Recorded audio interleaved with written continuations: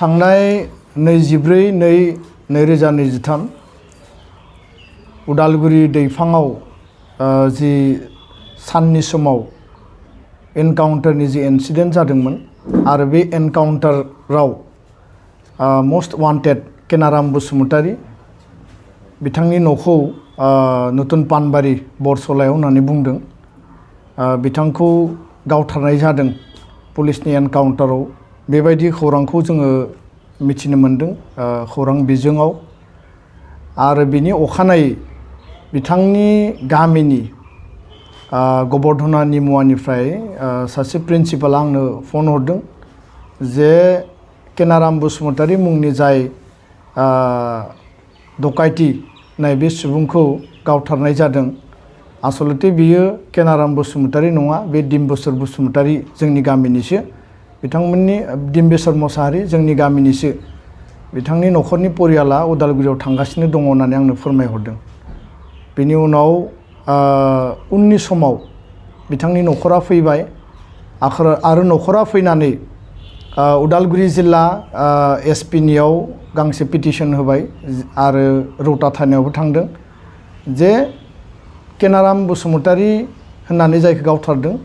बियो आसलते डिम्बेश्वर मोसाहारि। बिथांनि बिसिया बुंदों बे आंनि फिसाय होननानै आरो बेखायनो बिथांमोना बुंदों जे जोंनो डेड बडिखौ नांगौ। दा बाथ्राया जाबाय स्पष्ट, पुलिस प्रशासननिफ्राय जि मोनसे बेयाव आनसाइन मोनसे प्रेस नोट होदों, नैबे कपिया बेयाव गोजौनिया केनाराम बसुमतारी आरो गाहायनिया डिम्बेश्वर मोसाहारि। आरो बिथांमोन सानैयाबो माखासे एन्टि ससियेल, माखासे डकाइति, माखासे लुटपाट बेबायदि मोस्ट वान्टेड आरो वान्टेड रेजिस्टार्ड केस दङ होननानै बिथांमोना बे प्रेस नोटखौ जारि खालामदों। दा दुलाराय बर' फरायसा आफादा बे बाथ्राखौ स्पष्ट बुङो जे जोङो सरकारखौ जायखिजाया दायनिगिरिनि सायाव स्ट्रं एक्सन लानायखौ जों लुबैयो, नाथाय जोङो माब्लाबाबो एनकाउन्टार खालामनायखौ जोङो सापर्ट खालामबोफेराखै आरो खालामनायबो नङा। बिदि होननानै जोङो सोरबा दायनिगिरिखौ बासायनांगौ, रैखा खालामनांगौ बा बेखौ सापर्ट खालामनांगौ जों बेखौ मालाबाबो फोथाया आरो जों मालाबाबो सापर्ट खालामाखै। बाथ्राया जाबाय स्पष्ट जे सरकारा दायनिगिरिनि सायाव जोंनि ओनसोलखौ पिसफुल लाखिनायनि थाखाय बा समाजखौ गोजोनै लाखिनायनि थाखाय जायखिजाया दायनिगिरिनि सायाव एक्सन लानांगौ। एक्सननि बिनिङा बे नङा जे बेखौ एनकाउन्टार खालामनांगौ आरो जों एनकाउन्टारखौ सापर्ट खालामाखै।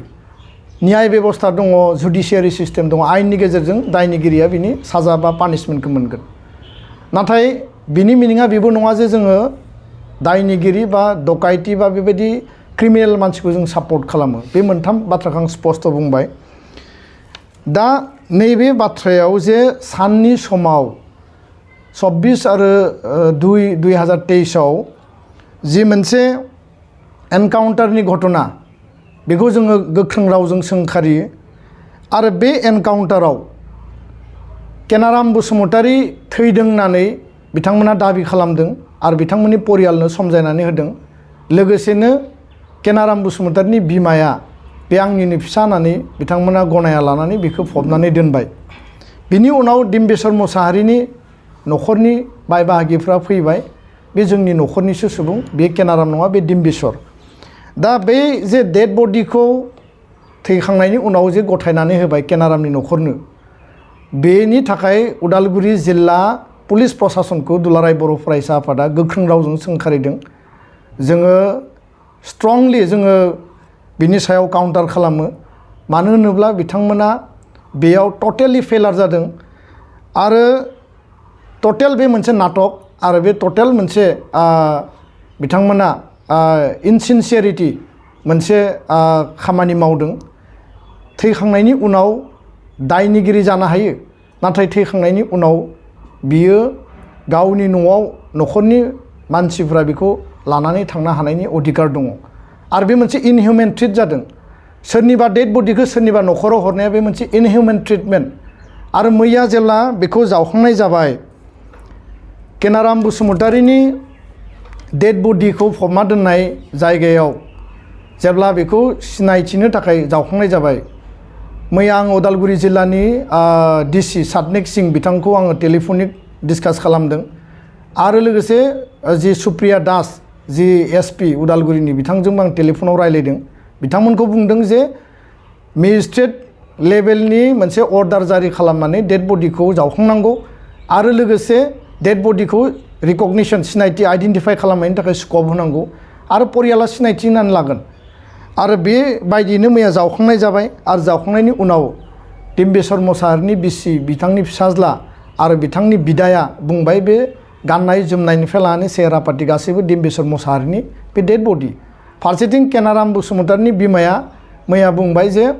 आङो मोखांखौ बारा सिनायनो हायाखिसै एसे डाउटफुल बुंदों दा बेखायनो बेयाव हिउमेन राइट्स भायलेसन जादों थैखांनायनि उनाव जायखिजाया दायनिगिरिया थांना थानाय समाव बे दायनिगिरि जानो हायो क्रिमिनेल जानो हायो किन्तु थैखांनायनि उनाव जायखिजाया दायनिगिरियाखौ इनहिउमेन ट्रिटमेन्ट खालामनाया बे मालाबा गनायथाव नङा आरो दुलाराय बर' फरायसा आफादा बे जि मोनसे जाथाय आरो बे मोनसे जि मोनसे इनहिउमेन ट्रिटमेन्ट बर' सुबुं आरो बे जि मोनसे जाथाय बिनि सायाव जोङो गोख्रोङै सोंखारिदों आरो प्रशासननिफ्राय जि मोनसे इनसिनसियारिटि मोनसे रल प्ले खालामबाय बे प्रशासननि कमप्लिटलि मोनसे फेलार दा बेखायनो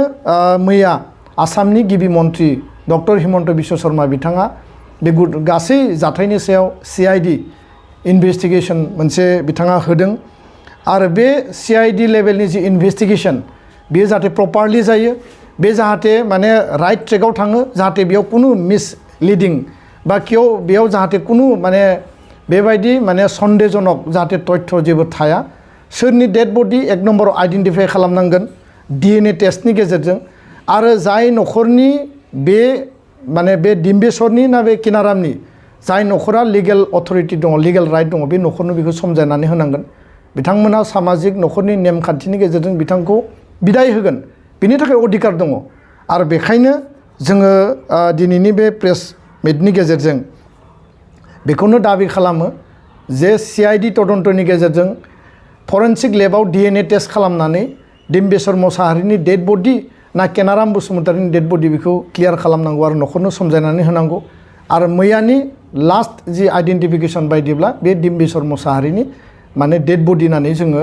बिथांमोननि न'खरनिफ्राय मिथिनो मोन्दों आरो नैबे फट'आव कमप्लिटलि बे केनाराम आरो बियो डिम्बेश्वर बे माने बे डिफारेन्सआनो बेखौ दिन्थिखायो दा बेखायनो जुदि बियो डिम्बेश्वरनि डेड बडिब्ला केनाराम बसुमतारिया बहा थांखो मस्ट वान्टेड केनाराम बसुमतारिया बहा थांखो आरो बे मोनसे रहस्य दिनै मिस्ट्रि दा बेखायनो बियो जुदि डिम्बेश्वर मोसाहारिनि डेड बडिब्ला मस्ट वान्टेड केनाराम बसुमतारिया बहा थांखो बेखौ नागिरनायनि दायित्वआ उदालगुरि जिल्ला प्रशासननि आसाम सरकारनि आरो केनाराम बसुमतारिनि नामाव डिम्बेश्वर मोसाहारिखौ मानो एनकाउन्टार खालामनाय जाखो बिनि मोनसे न्याय बिनि मोनसे बिसार बेखौ जोंनो नांगौ कारन बेबायदि एनकाउन्टारखौ जों मालाबाबो सापर्ट खालामा दायनिगिरि जानो हायो समाजाव मोनसे ओनसोलाव मोनसे रायजोआव देशआव गोबां क्रिमिनेल थायो क्रिमिनेलखौ जों मालाबाबो सापर्ट खालामा किन्तु क्रिमिनेलनि नामाव सानथिं बाथिं माने साननि समाव एनकाउन्टार खालामनायखौ जोङो मालाबाबो गनाया आरो सापर्ट खालामा क्रिमिनेलनि थाखाय आयेन बेबस्था दङ बेखौ हमनांगौ बेखौ जेलाव हरनांगौ आयेन बायदियै बियो पानिशमेन्ट जि मोननांगौ बे मोनगोन जि लेभेलनि पानिशमेन्ट बियो दाय खालामदों दा बेखायनो नैबे जि सानबानि जि मोनसे इन्सिडेन्ट आरो बेयाव जि मोनसे गोनो गोथो जि थासारि बेखौ गोख्रैनो समाधानाव लाबोनांगौ जों दिनैनि प्रेस मिटनि गेजेरजों आसाम सरकारखौ जों दाबि खालामो आरो उदालगुरि जिल्ला पुलिस प्रशासनखौ जोङो स्ट्रंलि कन्डेम खालामबाय आरो बिथांमोननि जि इनसिनसियार मोनसे एक्ट इनहिउमेन मोनसे एक्ट